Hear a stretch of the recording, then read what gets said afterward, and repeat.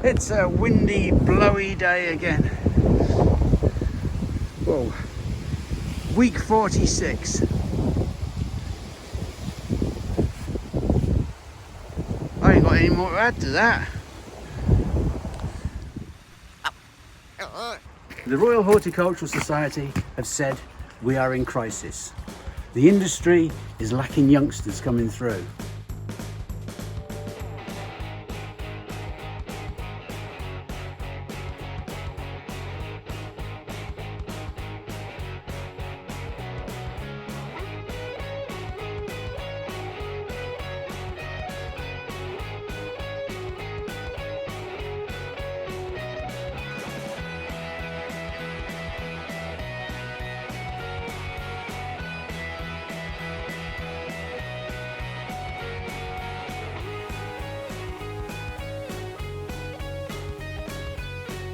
This is Eggleston Hall Gardens, and over the next 12 months we're going to take you on a journey of what it's like to run a nursery garden.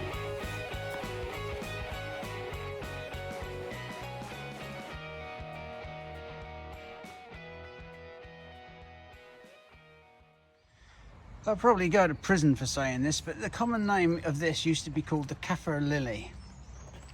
There's nobody calls it that anymore, because I think it's a derogatory term. I'm not quite sure what for, but whatever it is, I'm only mentioning it because that's what it used to be called, and that hasn't been banned so far. This is a Shiza stylus. I think it's had its name changed to Hesperanthus or Hesperantha.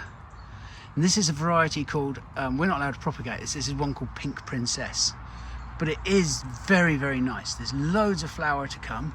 I could have sold another 100 of these easily, but we just ran out. And it just sits in that wall up there, looking lovely. We've sold quite a lot of Christmas trees this year. It's some nice gaps appear in here now. I think they benefited from Thomas and Clara cutting them back last winter. Some of these have also, with yellow tags, have sold. We'll take some down around the outside of the shop. A lot of the beds are clear now. We're looking at these trees and things. It's amazing, really. Usually these beds are packed. It's been a busy year, but Clara's been working up here. I think we had a look last week. I think I'm suffering from empty nest syndrome at the moment. Look at these. Lisa's been pressure washing by the looks of it.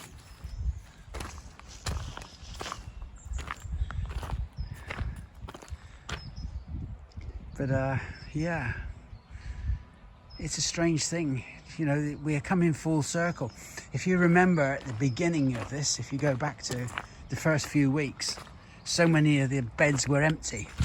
And then over the course of the spring or late winter into early spring, we started filling them up. And I think the viewer that's watching this can go back over these things and see how the nursery built up over the year with its stock and stuff.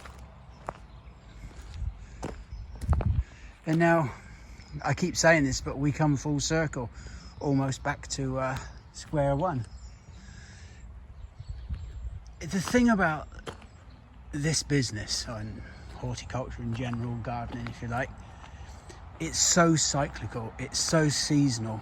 We go from one season to the next, and then when they're completed, we start again. And it isn't monotonous. It isn't boring, because each season is different throughout the year, your normal seasons. But even the next year, one spring is so different from another. One summer is so different.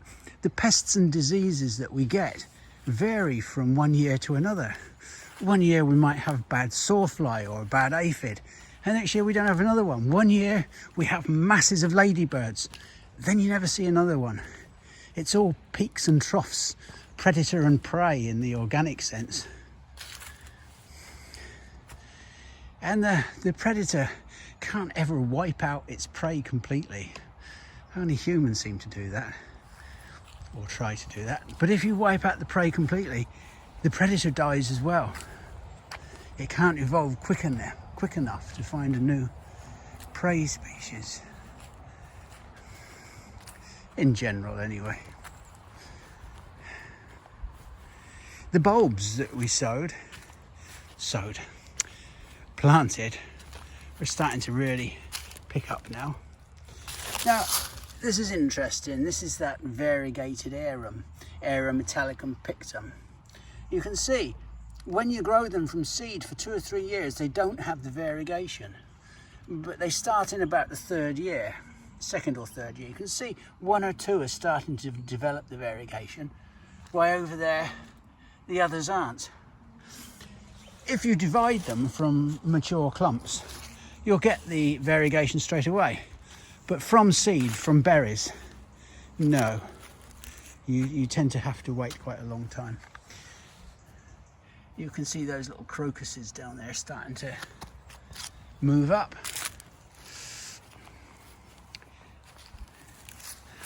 I don't know what they are. It's hard to say. They look a bit of a daffy to me. Let's have a look. Yeah, John Quiller daffodils. I think they're a new one that Lisa wanted to do. I can see some more crocuses over there. Nibs are fine. Look at these. More beds dealt with, cleaned. That's amazing.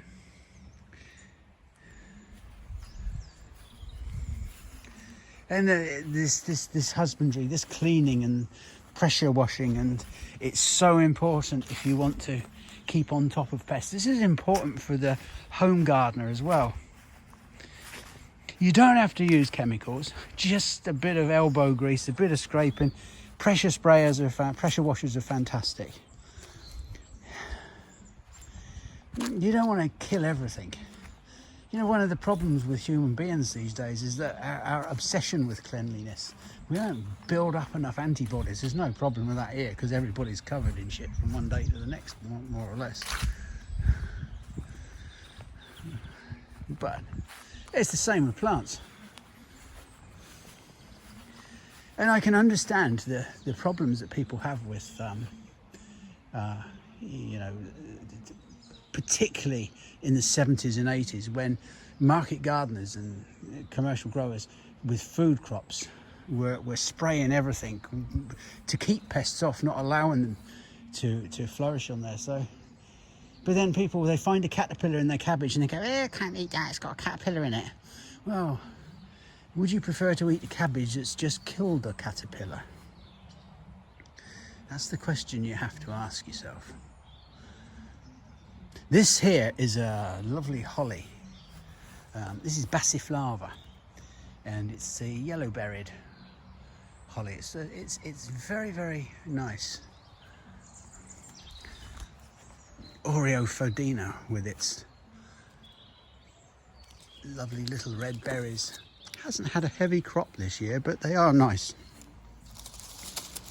Not very prickly. Let's have a further look down here. These all got grazed off by rabbits when they were first planted, and a lot of them haven't, only just recovering. Look at this. This is the chestnut leaf holly. That's looking very healthy. And myrtifolia. Now, Ilex myrtifolia was always thought to be a male. And then Louise Bendel Duck, who was on the interview that we did a few weeks ago, the old Jeffrey Smith interview, she discovered one that had berries on, a female form. And you don't see the female myrtifolia hardly ever. I really should take these berries off and save them, because there's so much potential for the future. It's nice. There's a nice sprinkling of them up there. It's not a very strong growing plant, this. Again, it's been hammered a few times by various things. The problem with the berries now is, at my age, you know, I'm not looking forward. You know, you're thinking I'll save them berries and we'll grow them up for 3 or 4 years, and then we'll be able to assess after another couple of years, 6 or 7 years, whether they've come out male or they've come out female. I've run out of time. So many things you could do, and as you get older you think, oh, there's all of these things I could do, it's so exciting. But when you get that maturity of thought, you find there's a lot more behind you than there is in front of you. It's just the way of things, it's the way it is.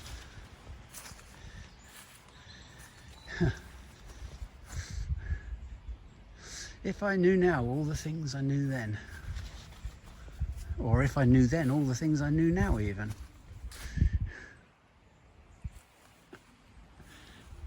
It's a beautiful day today. This is something really nice. We had we had lots of pots in the summer, and they were really good and sold really well despite being seconds, and probably because they were a fairer price. But go away.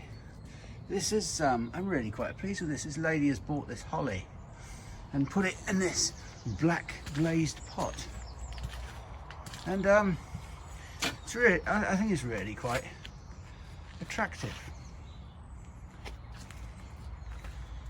Never mind those old bins behind it.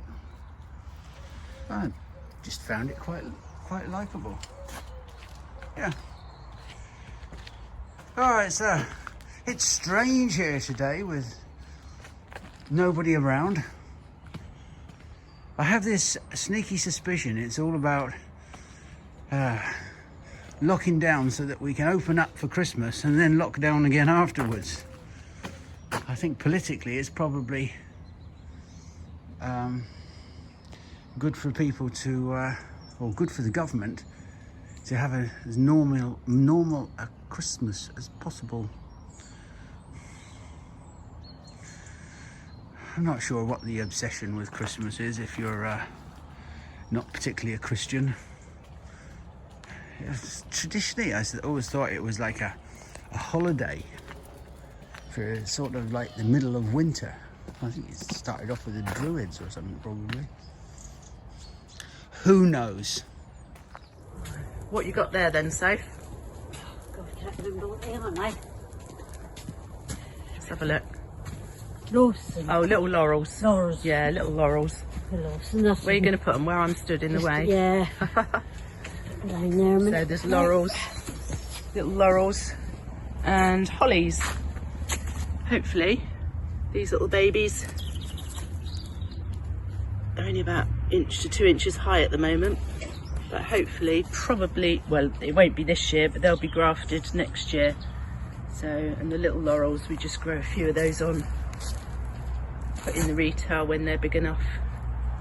And what else? I've dug up a few sycamores to pop tomorrow, and we use those stems for stocks for the Eskimo sunset, one of the English sycamores.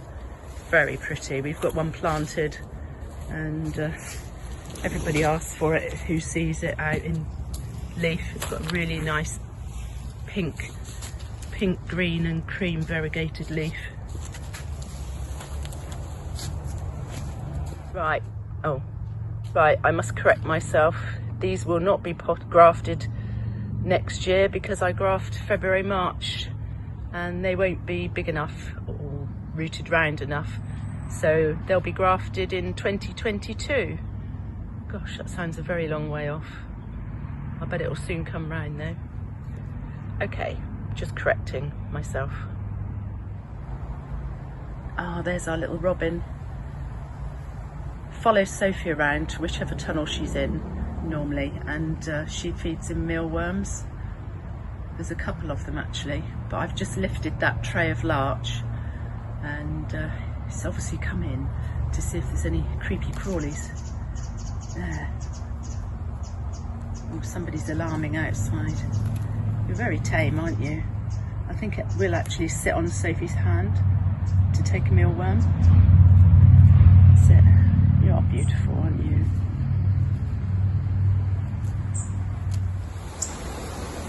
Well, this is what Acer palmatum dissectum Syrio looks like in its autumn colour. This is my one. It's absolutely beautiful. I love it when it's been raining and the stems are all dark. It just sets the orange and the gold and the red off. It is beautiful. It's the only upright growing dissectum. It's green in the summer and this beautiful colour in the autumn. About a week ago it was just all gold, and then this week it's gradually changed to orange. Now it's going into its red colour, but it's absolutely stunning. What a picture. It glows. It's got like a glow about it when it's on the turn.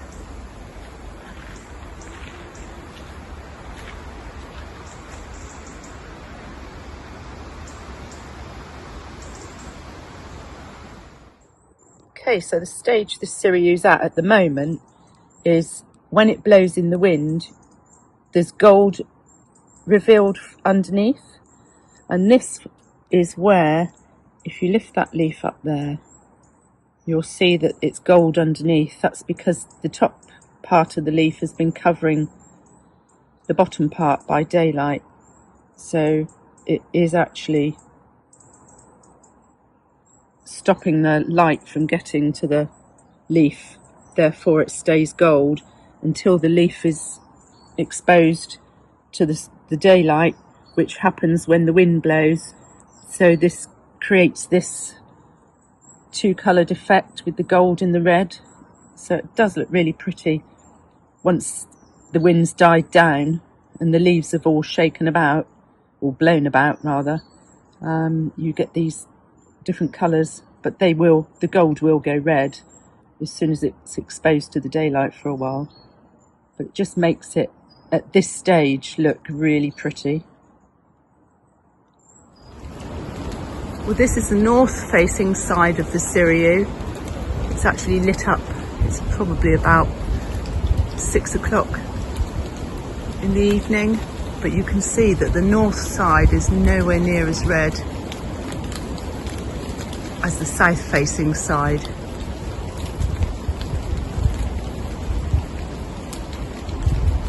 Just so you can see, the other side is really orange red. That's Aces for you. And here we have Crispa or Okashimo. It's one of the last ones here to colour up and drop.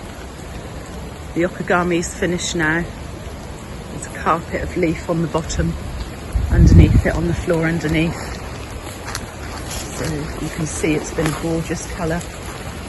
And then this Okashimo is gold with tinges of orange on it.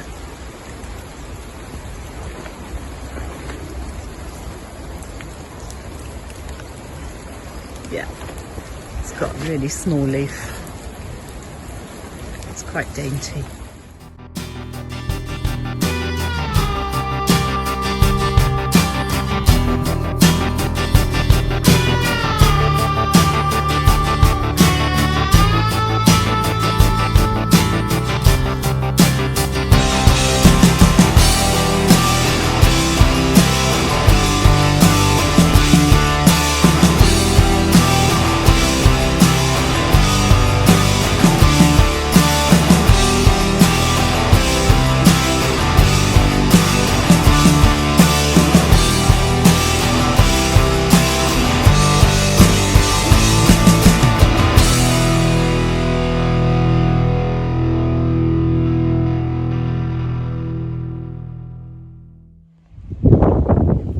It's a bit blowy. We will, now that Sunnyside is starting to lose some of its foliage, we can have a closer look. Not this week, but we will have a closer look round and see what we're going to start on in the next week or two. But this week, I would like to say thank you, and a big thank you from, well, to Anne and Darren and a border collie called Finley. They sent us the most beautiful card and a lovely message inside, and well, obviously it's a Jack Russell. I'm surrounded by the buggers. Anyway, thank you very much. It's much appreciated, and I've passed it on to everybody that's working for us. Thanks very much. Each morning it becomes a daily task of feeding the birds. Not just you. You don't need feeding. You little bugger. Yeah. I know what you're after. Yes. And I'm not going out with any guns today. No gun. No. Not today. Anyway, feeding the birds. Peanuts. We find that we use hardly any peanuts. Given the choice, it's very rare that the birds choose peanuts. And this includes all of them: blue tits, finches, siskins, bramlings, nuthatches, strangely enough, sparrows, the whole lot. They all prefer other foods. So we make a mix-up. There's some mealworms there. The thrushes and the robins in particular like those. Suet, very popular. Black sunflowers, seeds, very popular. There's some very cheap and easy grain and seed mix. This is a pretty good mix. Sunflower hearts, don't use too many of them as it's expensive. And then there is a deluxe seed mix. You know, this may seem extravagant, but we want to increase the range of the birds we get here. As I've said before, it's a symbiotic relationship. We look after them and they help with us with pests and problems, and they also keep customers amused and introduce children that come into the garden. They can sit and watch the birds as well, and believe me, it really does work. That is hideous, isn't it? I don't know where we got that. Anyway, that's another matter. So, that's what we're at this morning, aren't we? Feeding them. Actually, the feeder, which is a Conqueror feeder, you can get these online. It's about 3 foot long. It's expensive to fill up, but it does last a day or two. They're not feeding that much at the moment, but they're still using nearly a whole one a day. So there we are. I've just hung that one out there. Yeah, it looks quite nice actually, doesn't it?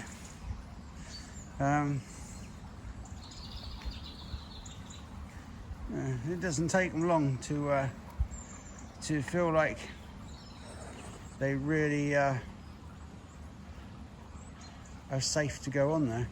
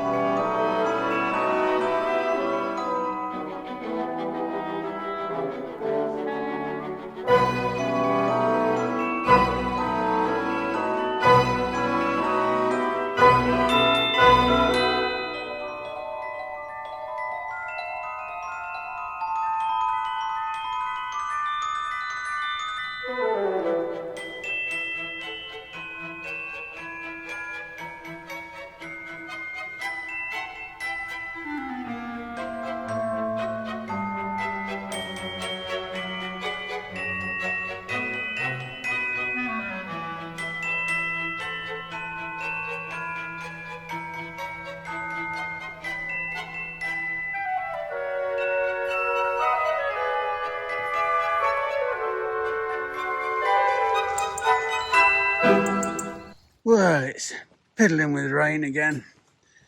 It's been foggy, dense fog for the last 2 or 3 days since furlough proper began. It makes it feel even spookier and lonelier here. I haven't got Thomas or Clara's sunny disposition around.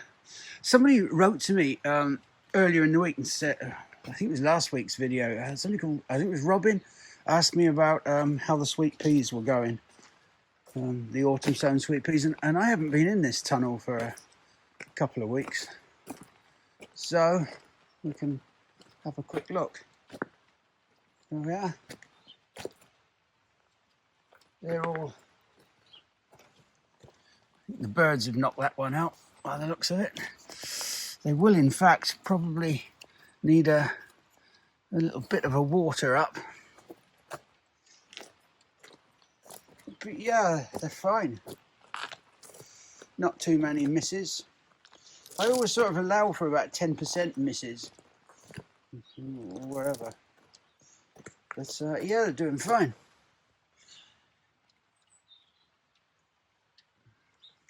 Sometimes they're not always misses, they're just later to germinate. Yeah, I'm quite happy with those. We can see they'll make nice little plants over winter, and it makes such an incredible difference to the plant in the end. The rosemaries and lavenders that we potted up earlier, well, these silly buggers are in flower. But the rest of them, yeah, they're fine.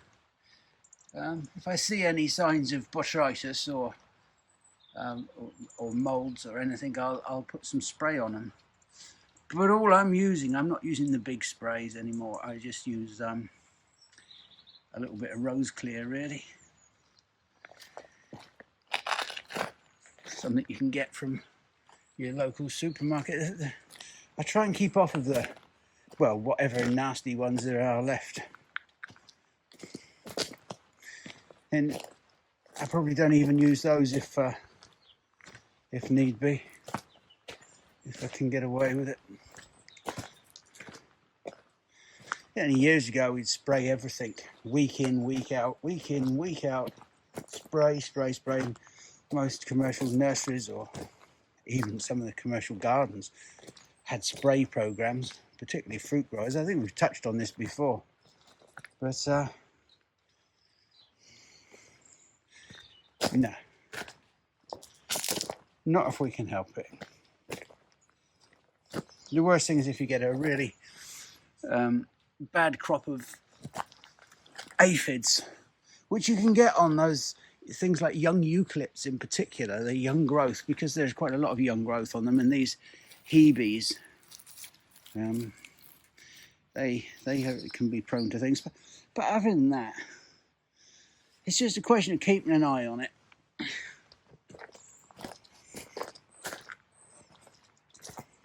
It's all about husbandry, really.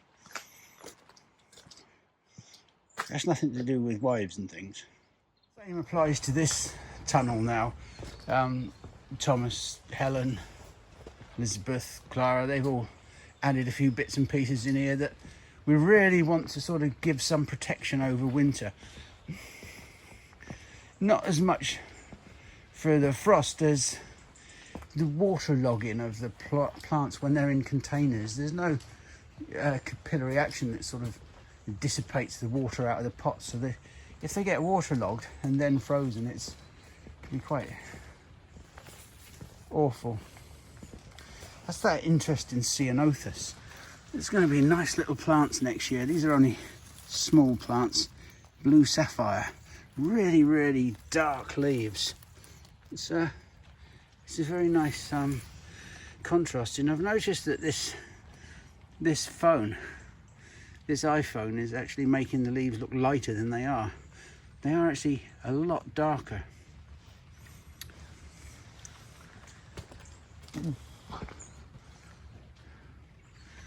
Euonymus, not euonymus, no, euphorbias.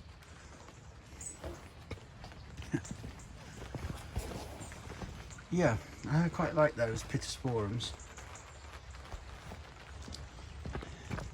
Piddling with rain now. Spireas again. We might as well, while we're at it, have a look in the tunnel, the one we call Longshanks, over the stream. Yeah, the leaves are hanging around quite a bit on the plants. That's Acer Seriou. It's an upright dissectum. It's very nice.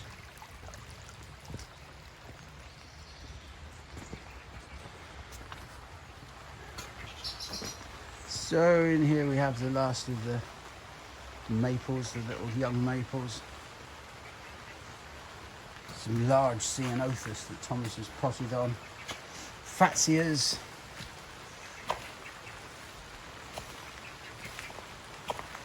Yeah, all sorts of stuff. This is a hardy plant. This is Euonymus fortunii or japonica types. Now, they are hardy. They don't have to be undercover, but they are a prime example of being in a pot outside, getting waterlogged, and just dying back. So we keep them under cover. Planted out, they're fine. Very good, some of them, for growing up the side of a house. There's a different sort of evergreen climber, but you need to really tie it to a trellis. But they are very, very good.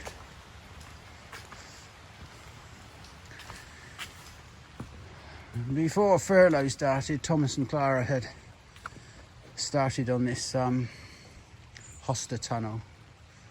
Yeah, it all has to be cleared out and cleaned up.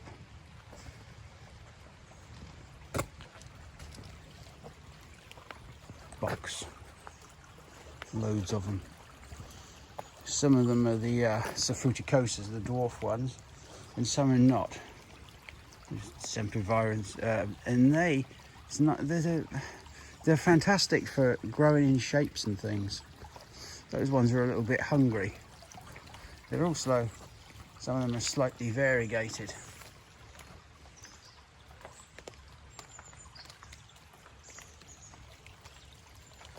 Very nice. Serve a purpose. We're out for our constitutional walk today. Another trip up the moors. These modern grouse ruts are really quite good. You can hide in them, but you need to make sure walkers stop in them, you know. They're a shit. And you really don't want that. Especially if you're stopping for sandwiches like I am now. Hot chocolate and sandwiches. Tucker, come here, I've got something nice for you. He hides down there. He likes that long grass. These two, the girls, typical girls. You always know when there's grub about. I've noticed the female of the species don't cope well with hunger. I'm going to get into a lot of trouble for saying that. It's just something I've noticed over the years. There are, it's a prime example. He sat down there bored.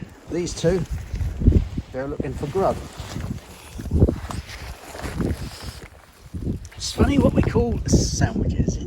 Around here they call it bait. You know, if you make up some sandwiches and some hot chocolate, it's bait. I just call it sandwiches, but then there's more syllables in that, so I'm probably wasting air.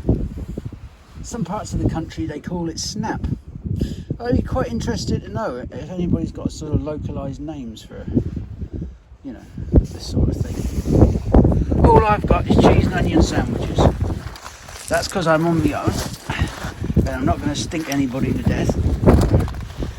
And a flask of hot chocolate. And I've got some beef jerky for the dogs, and they know that. Especially the girls. Oh, look, Finny. Oh, you'll be getting excited now. Yeah, I know it's in there. Come on, let's get that out. Oh dear. Right, bits of beef jerky, Tucker. Come on. All right, don't then. Bit for you, Pep. Bit for you, Finn Bob. Drop that. Yeah, Tucker. The good thing about these Jack Russells that I have is they're very soft-mouthed. Not if they catch something, but if you give them things like treats and things, they don't snap. I quite like that about dogs. Soft-mouthed. This is where we left the Hosta house, and the house last week. Thomas has finished it off. Thomas is coming in for a few days a week. While everybody else is on furlough, he's spending half his time on furlough and preparing some of the beds and houses. It's not the most glamorous job, but it is essential, and it gives us a good start for next year.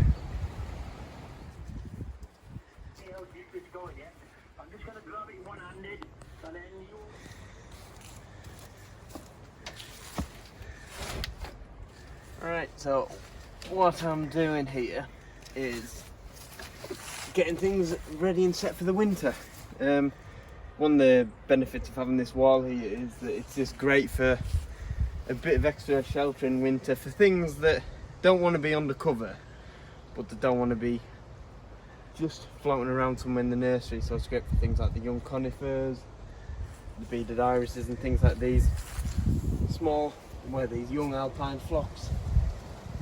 And they've got various other shrub liners down there, like young berberries, young lilacs, things that are hardy, but they're just grown in pots when they're young. They're just that bit more susceptible to the winter wet. So we bring them up here just to give them a bit of a helping hand for the winter, because it keeps them on the dry side. And the main thing is up. You'll notice when you're stood up here by the wall and when you're down somewhere further down the nursery that there is a distinct temperature difference as well. You do notice it, and it just gives things a bit of a hand for winter. When we get frosts, it thaws. It very often doesn't even freeze up to the wall, does it? Yeah, you can get and it's still soft about a yard outside. Yeah, you can notice in the winter when you'll see the ground is frosty, but then you'll come up here and this bit's almost, sometimes on the morning it's almost thawed out anyway, the grass here. Yeah. Just, it really does. It's very useful. Greatly. Thomas has sorted out the fig. You'll be wanting to have some next year for your tea. No, I won't. No, I will not. You didn't enjoy it, did you? Birds can have them. I don't even know whether the birds eat them. No, even they've got standards. So we've edged up and tidied up and cleaned up the holes inside these troughs. Another week. The feet work quite well, don't they? Yeah, I'm quite pleased with them. Another week and we should have a few more.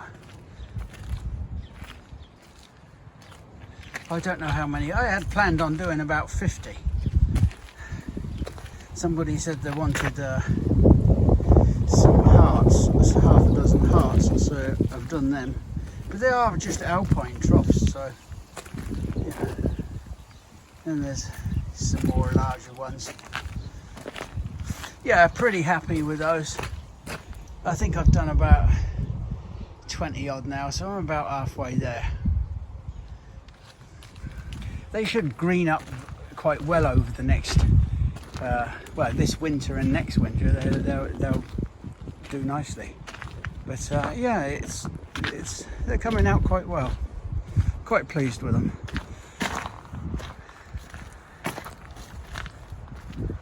I have got a commission. I've got a commission to do a fertility symbol. So we'll have to see how that one goes. Once again, I've been making up some frames for these troughs because I want to do quite a lot. I thought it would be quite a good idea to try some triangular ones. Maybe, you know, just for the corners of places. You don't really often see that much. There's a little triangular one. I'm quite pleased with that. It's coming on well. I'll have to go back and top it up sometimes with these troughs. I think I'm going to do a whole video sometime on just making Hypertufa troughs from start to finish. Maybe not yet, maybe after this series is over. But it's really important, if you get the mix too wet, the weight of it, as the water goes down, drops down through the mix, it can lead to just the weight of the water pulling it apart a bit. As it dries, you can get in and just squeeze it up. You can see here, as I squeeze this mix, it squeezes together.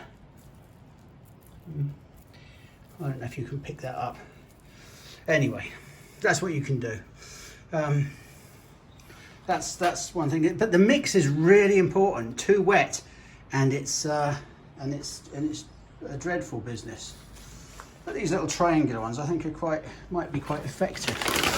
The other important thing is to put something over them as soon as you're done. You don't want them drying too quick again, or they will crack a bit. This is an experiment. This one's about 3.5 foot long and it's thinner. It's a proper trough. You can see there's a mushroom box in the back there, and I don't know what else to give you to give you a sense of the size of it. A pair of pliers, perhaps a pair of pliers. You see they.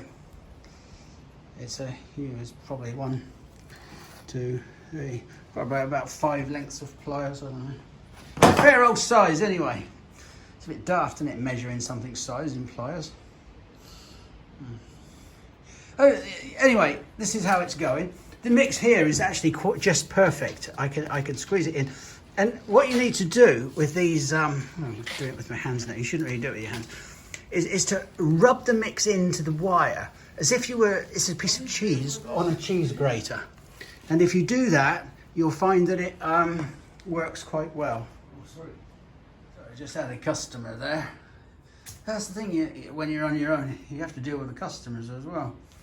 I should be grateful I've got one. Nice couple actually. There you are. So yeah, so we're making a long trough here. That's I don't know what else to say really. I'll show you it when it's finished. It'll probably take quite a longer time to cure. I'm actually making the base a bit thicker than normal. You can see here, this is nearly 1 inch, 3/4 of an inch to 1 inch at the bottom, and then on top here, above the flat of the wire, this is upright wire. And you can see there's two. There's about 3/4 of an inch there, 3/4 of an inch there. That's because it's going to be quite long and thin. So we want a good sort of base plate. We'll see how it works. Well, Thomas and I, when it's cured at the end of next week, or it should be movable, we'll lift it up and, you know, the bugger might break in half, but it should be all right. There's only one way to find out. Shit or bust, as my old man says. The liquid amber orientalis still got plenty of colour to it. I was asked a week or two back, maybe 3 or 4 weeks back, I can't remember, and I can't go back over the comments, what this little plant was. It's actually Picea pungens, Isolae fastigiata. I believe this is a nursery in America called the Iselae, I-S-E-L-I nursery. Anyway, that's what it is. It must have been discovered by them. I cleared out the stem many years ago, and I cleared it out a bit too much, but it's picking up now and it's putting on some nice growth, so it's quite a good habit. It is a typical Picea pungens.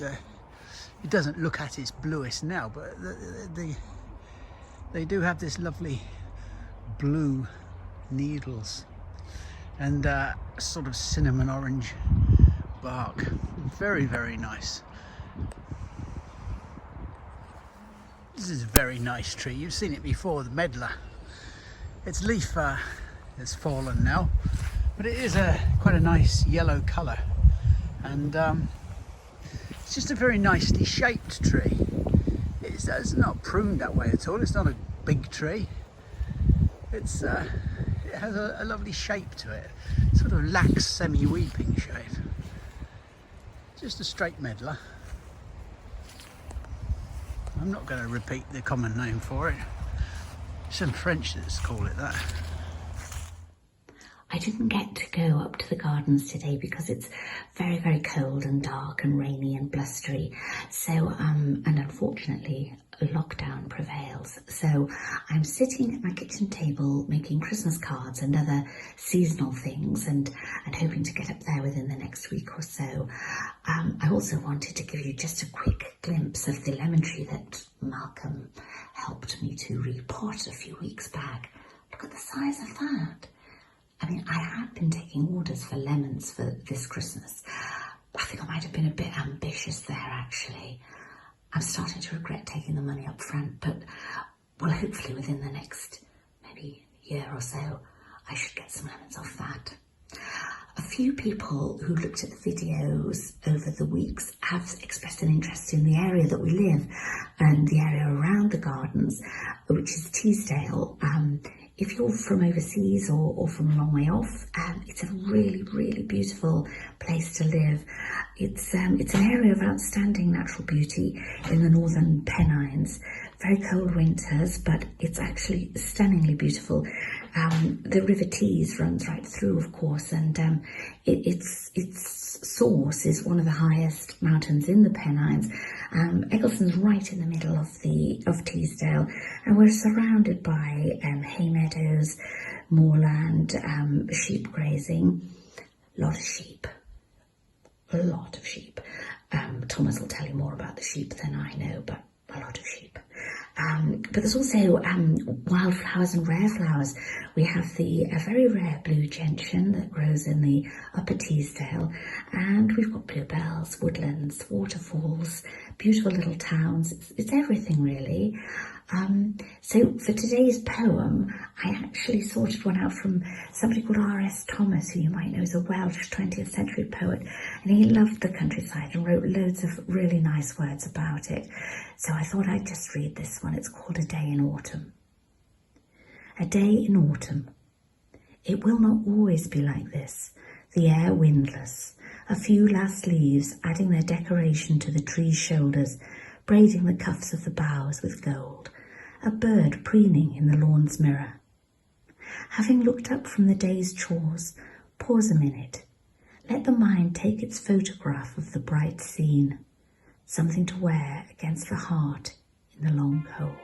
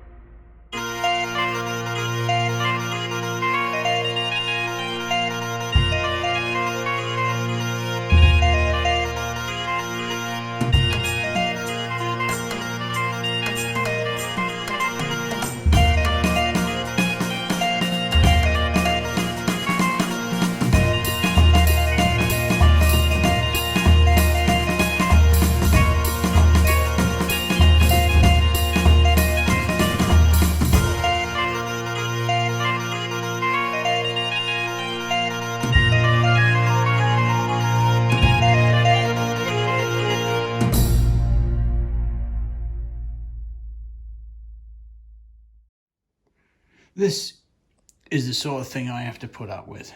Now they know I like cockles. It's a thing of mine. I've always liked them. I used to get them on Woolwich Market in London when we went to watch football. My father was and still is, an avid Charlton Athletic supporter. So he used to spend most of Saturday morning in the pub at Woolwich Market, talking to his mates. And I would be sat by the market stall with a bloke that used to sell plates of these. 6p a plate they were. Stick your white pepper on and just sit and eat them. And it was mostly a jellied eels stall. We used to have lunch in these jellied eels places. But look, some clever person has changed the label. It's pathetic. Anyway, I couldn't stand jellied eels. Eels and mash, oh God. But cockles I like. It was a sad old time though. Sad old football team actually.